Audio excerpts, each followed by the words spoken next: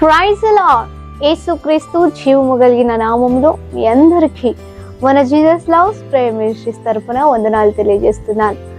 దేవుడు అనుగ్రహించిన మరొక నూతన దినాన్ని బట్టి దేవాది దేవునికి వందనాలు తెలియజేస్తున్నాను.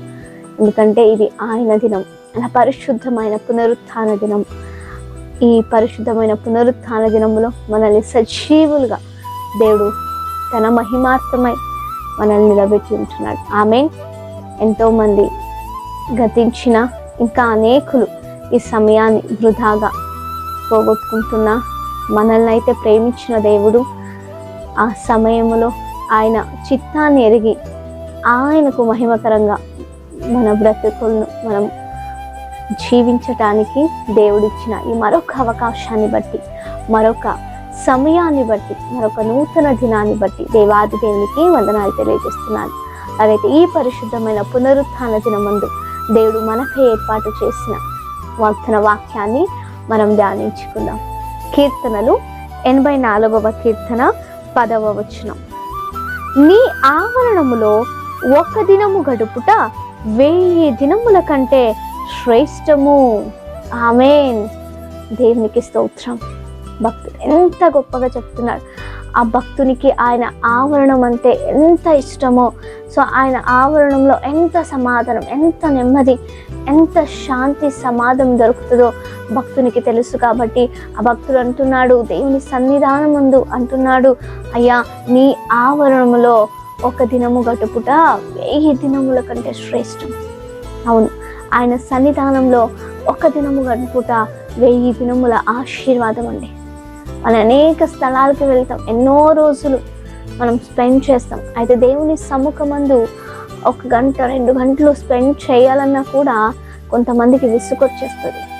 ఎప్పుడు టైం అయిపోతుందో, ఎప్పుడు వెళ్ళిపోతామో అనే ఒక భావముతో సన్నిధానానికి వస్తారండి. ఎంతమంది ఉన్నారు మనలో అలా ఆలోచన చేసేవారు?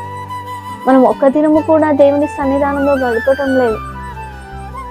ఒక 3 అవర్స్ ఎక్కువ అంటే దేవుని సన్నిధానంలో మనం కూర్చొని ఆయన పరిశుద్ధ దినమును మనం ఆరాధించాం. ఆ 3 అవర్స్లోనూ ఎంతోమంది ఆలస్యంగా రావడము, ఇంకా ఎంతోమంది వచ్చినా వాళ్ళ ఆలోచనలు ఎక్కడో ఉండడము. అవును కదా? అలా సన్నిధానంకి వచ్చే పూర్ణ హృదయ, పూర్ణ ఆత్మ, పూర్ణ బలముతో మనం ఆ దేవుని సన్నిధానంలో ఉన్నప్పుడు, ఆయనను ఆరాధించినప్పుడు, ఆయన జీవపు మాటలు విన్నప్పుడు మనకు కావలసిన శక్తిని, మనకు కావలసిన ఆదరణని, మనకు కావలసిన నెమ్మది దేవుడు ఆయన సన్నిధానంలో మనకు అనుగ్రహిస్తాడండి. నెమ్మది లేదు, సమాధానం లేదు, ఏంటి బ్రతుకు అని అనేకసార్లు మనం ఆలోచిస్తాం. అయితే మనం ఎలా బ్రతుకుతున్నాం? మనం ఎలా జీవిస్తున్నాం? దేవుని నుండి అన్ని పొందుకోవడానికి మనం ఇష్టపడిన మనము దేవుని యందు, దేవుని సన్నిధానంలో దేవునికి ఇష్టంగా మనము కూడా బ్రతకాలి అనేది కూడా ఆలోచించాలి కదా. ఆమేన్. ఎంతమంది ఆయన సన్నిధానం అంటే ఎంతమంది ఆశతో, ఆసక్తితో మనం వెళ్తున్నాం, పరిగెత్తుతున్నాం దేవుని సన్నిధానంలో. ఆమేన్. ఒకసారి ఉదయకాలంలో మనల్ని మనం పరీక్షించుకుందాం. దేవుని సన్నిధానము ఎంత ఆలస్యంగా వెళ్తున్నామా, లేకుంటే ఎంత ముందుగానే దేవునికి సన్నిధానం ముందుగానే వెళ్ళి సిద్ధపాటు కలిగి వెళ్ళి ఆయన స్తుతిస్తున్నామా? ఎలా ఉంది మన జీవితం? ఎలా ఉంది మన బ్రతుకు? వేరే స్థలాలకైతే ముందుగానే వెళ్తాం, ఆలస్యం అయిపోతుందేమో, మిస్ అయిపోతుందేమో. అయితే దేవుని సన్నిధానానికి రావటానికి అంత అజాగ్రత్త, అంత ఆలస్యం. అయ్యో ఆలస్యం వెళ్తున్నామేమో అనే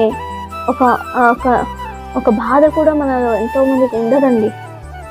నేను వెళ్తున్నాంలే అనే ఒక ఆలోచనలో వస్తారు. అలాంటి వారమైతే మనం ఎలా దీవెనలు పొందుకుంటామండి దేవుని సన్నిధానంలో? ఆమేన్. ఆలోచిద్దాం.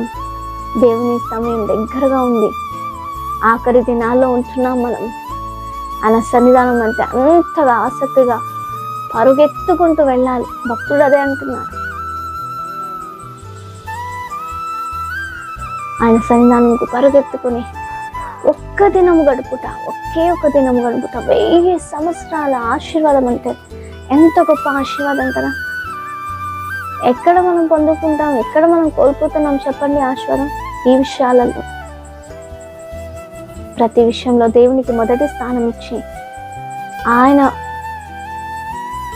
మనల్ని ఏ రీతిగా ప్రేమిస్తున్నాడో మనము కూడా మన అధిపతి అయిన యేసుక్రీస్తును ప్రేమిస్తూ ఆయన సన్నిధానానికి సిద్ధపడి వెళ్ళి ఆయనకు మహిమకరంగా పూర్ణ హృదయ, పూర్ణ ఆత్మ, పూర్ణ శక్తి, పూర్ణ బలముతో దేవుణ్ణి ఆరాధిస్తూ దేవుడి జీవపు మాటలను విని దాని ప్రకారం జీవిస్తూ ఉంటే ఎంతో ఆనందం, ఎంతో సంతోషం.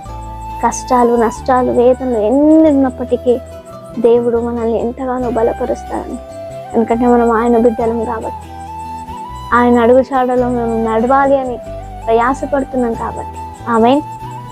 ఈ పరిశుద్ధమైన పునరుత్థాన దినంలో సిద్ధపాటుతో దేవుని సన్నిధానానికి వెళ్దాం, దేవుని స్తుతిస్తాం. ఏదో స్తుతిస్తున్నాంలే, ప్రార్థిస్తున్నాంలే, వెళ్తున్నాంలే, వస్తున్నాంలే అనేది కాకుండా దేవునికి ఇష్టమయ్యే రీతిగా, దేవుడు ఇచ్చుకునే రీతిగా, నిజంగా ఆయన ఆశీర్వాదం పొందే రీతిగా మనం జీవితాం. ఎవ్వరు కూడా దేవుని సన్నిధానం చేసుకోకుండా ప్రతి ఒక్కరు ఉదయకాలమునే దేవుని సన్నిధానానికి వెళ్ళి ఆయన స్తుతించి, ఆయన ఆరాధించి దేవుని మహిమకరంగా జీవించటకు దేవుడి కృపను అనుగ్రహించును గాక. మీ ఏ విజ్ఞాపన అయినా మాకు కామెంట్స్ ద్వారా తెలియజేయండి. మీ కొరకు మేము ప్రార్థించుకున్నాం. పరిశుద్ధమైన గొప్ప తండ్రి, నీకు వందనాలు అయ్యా. ఈ పరిశుద్ధమైన పునరుత్థాన దినమందు అయ్యా, నీ సన్నిధానంలో నీ ఆవరణ ఒక దినము గడుపుట 1000 దినములు అంటే శ్రేష్టమని చెప్పారు. అలాంటి అయ్యా మనస్సు, అలాంటి వేసే ఆసక్తి ప్రతి ఒక్కరికి మీరు అనుగ్రహించి ఈ వాగ్దాన వాక్యం ద్వారా ప్రతి ఒక్కరిని దీవించి ఆశీర్వదించండి. యేసు నామములో అడిగి వేడుకుంటున్నాం గొప్ప తండ్రి. ఆమేన్. Praise the lord.